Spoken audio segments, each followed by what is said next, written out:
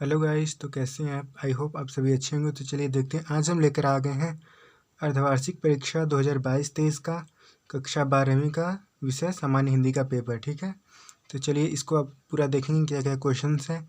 इसमें समय दिया गया है 3 घंटे और पूर्णांक जो है 90 अंक का है।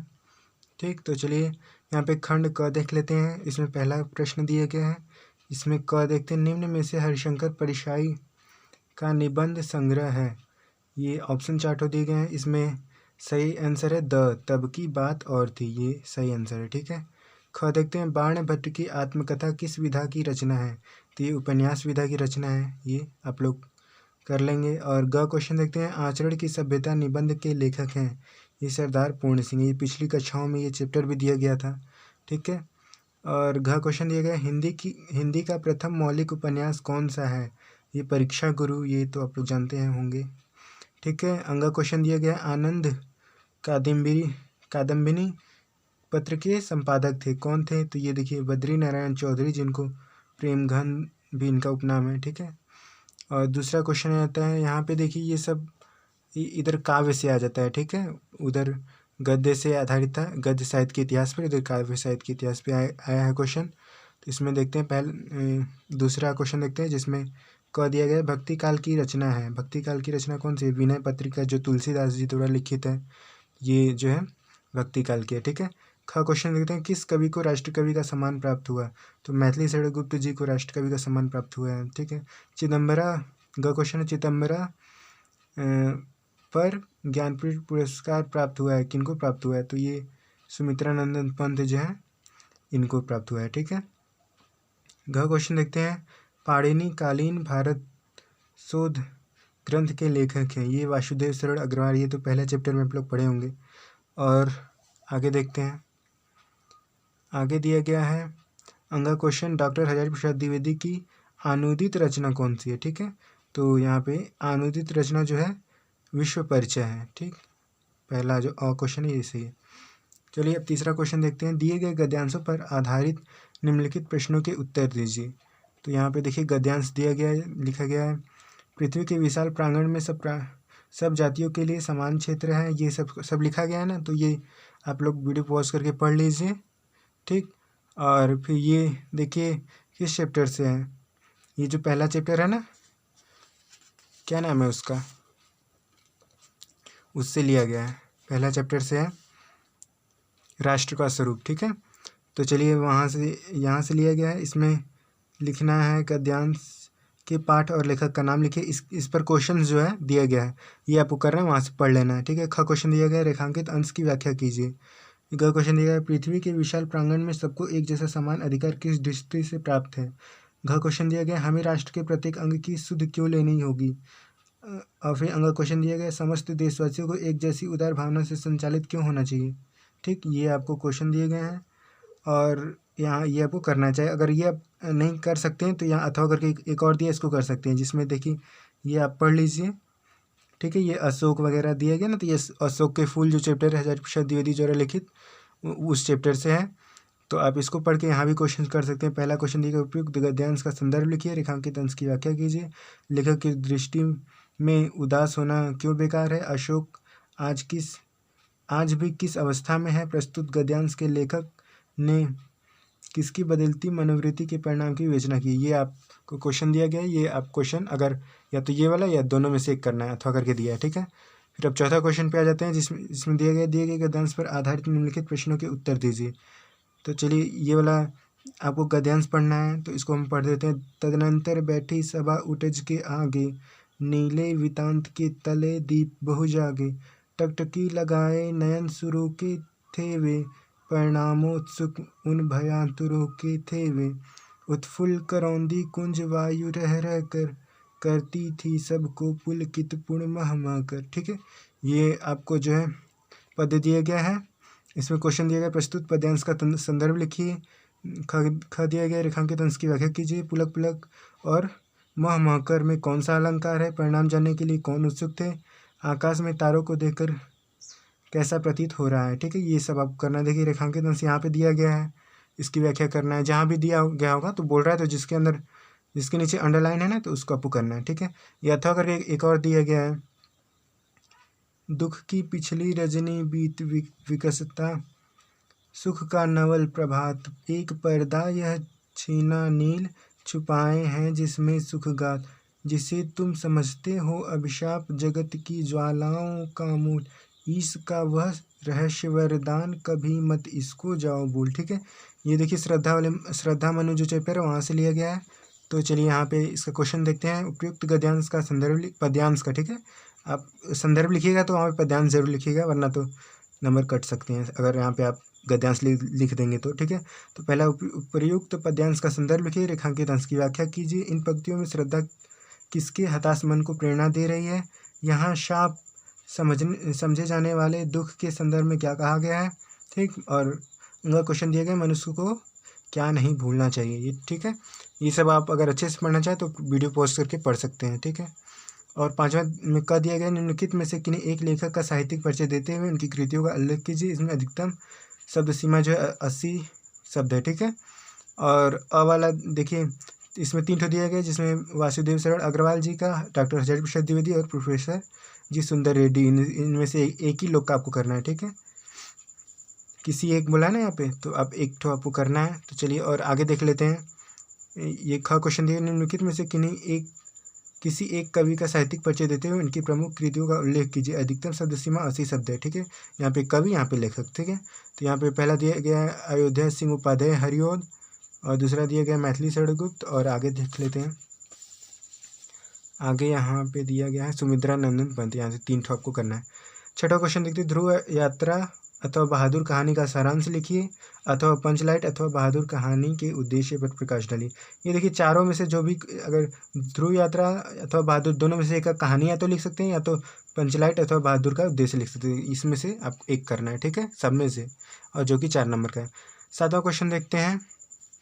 7वां क्वेश्चन दिया गया है, रश्मि रथी खंड काव्य के आधार पर दुर्योधन का चित्रांकन कीजिए, अथवा रश्मि रथी खंड काव्य के द्वितीय सर्ग की कथा वस्तु लिखिए। ठीक है, देखिए ये मतलब जिला वाइज होता है। जैसे मेरे ज़िले में, यहाँ पे हमारे ज़िले में ये आता है, आपके ज़िले में कुछ और आता होगा। ठीक है, तो आप अपने ज़िले के हिसाब से पढ़ेंगे। ठीक है, ये टीचर वगैरह बताएंगे, वरना बुक में दिया रहता है कि किस ज़िले में कौन सा आएगा खंड काव्य। ठीक है, सिर्फ खंड काव्य। यहाँ पे अगर आपके ज़िले में कुछ और है तो आप वो पढ़ेंगे। ठीक है, वो आपके एग्ज़ाम में आएगा।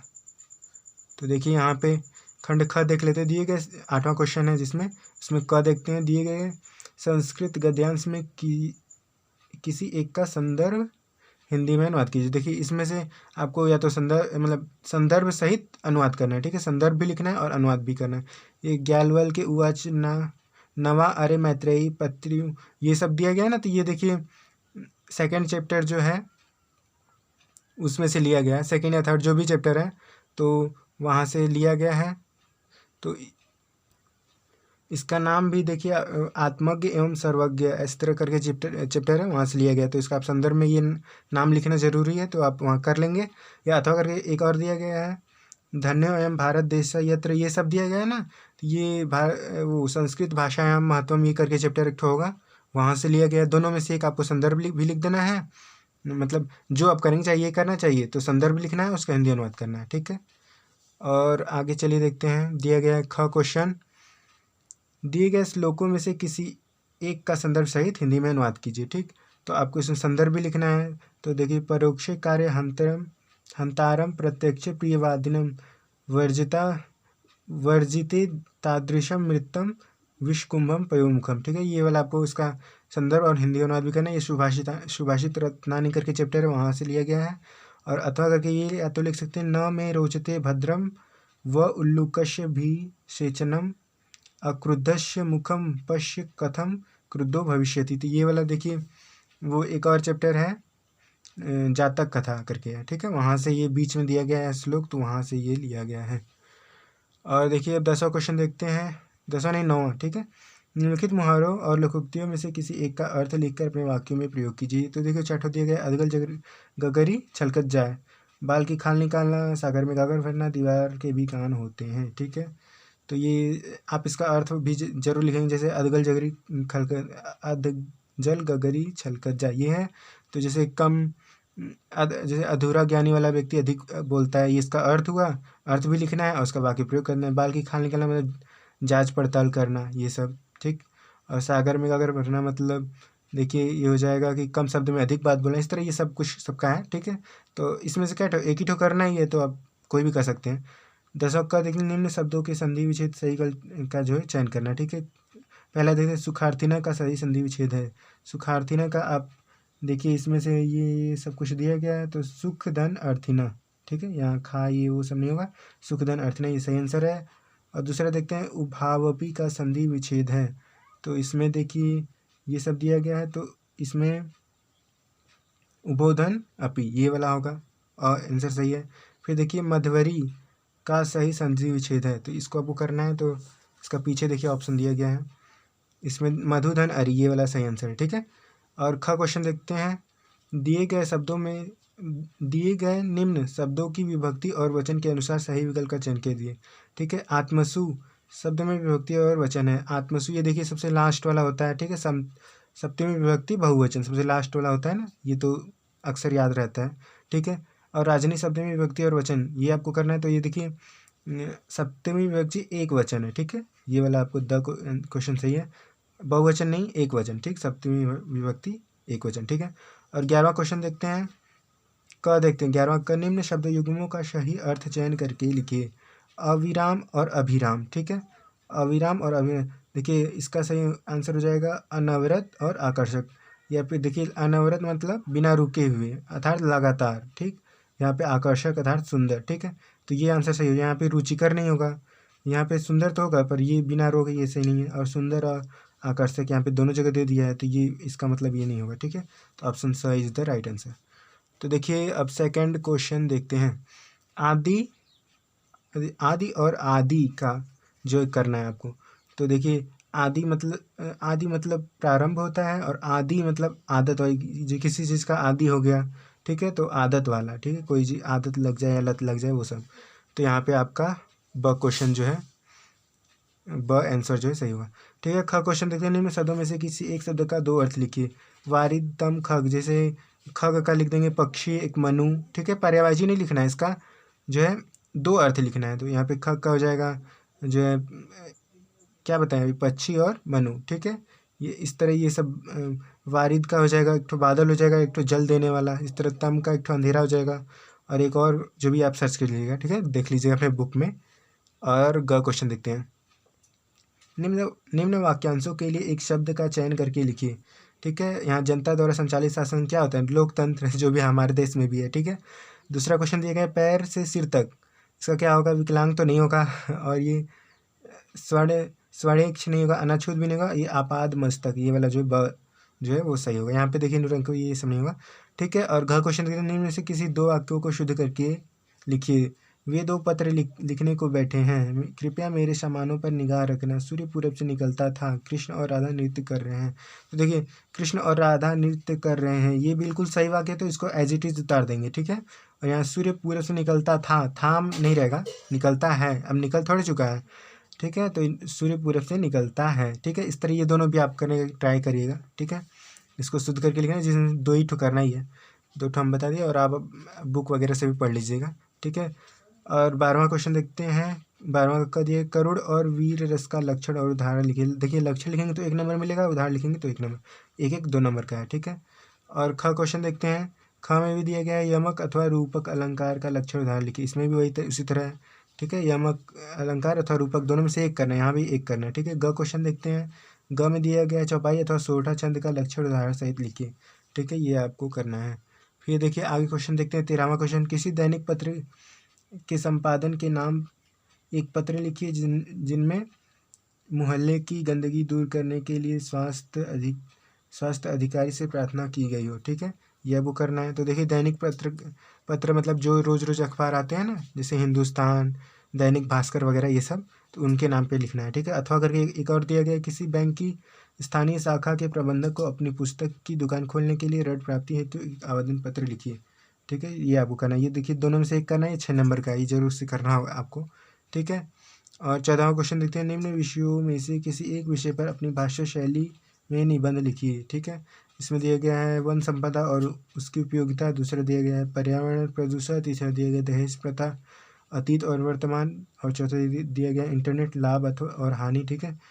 और 5वां दिया गया है आधुनिक जीवन की समस्याएं और समाधान, ये दिया गया है आपको। इसमें से आपको किसी एक पर करना है, तो इतने सारे टॉपिक हैं, इसमें से एक तो कर ही सकते हैं। ये 8 नंबर का है, इसको तो ज़रूर से करना है। बाकी अगर टाइम ना मिले, टाइम तो वैसे आपको जल्दी जल्दी करना है, वरना अगर ना मिले तो इसको थोड़ा जल्दी कर लीजिएगा, ठीक है। ये इसको ज़रूर से कर लीजिएगा। तो चलिए, यहाँ पे आपका हिंदी का पेपर समाप्त हुआ। और भी विषय का अगर पेपर चाहिए तो आप बता सकते हैं, सभी विषय का पेपर है तो वहाँ पे हम आपको अपलोड कर देंगे, ठीक है। तो आप वीडियो को लाइक और जो है शेयर ज़रूर से करिएगा, और चैनल को भी सब्सक्राइब कर लीजिए।